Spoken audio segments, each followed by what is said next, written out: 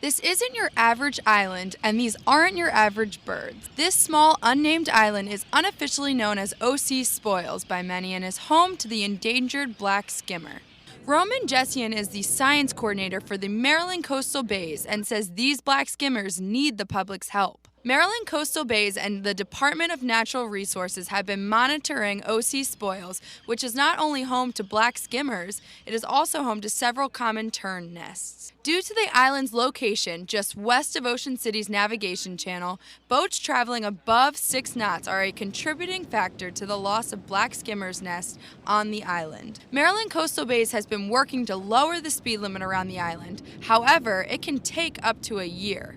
Roman and his crew are thankful to those boaters who support the initiative and want to keep these birds safe.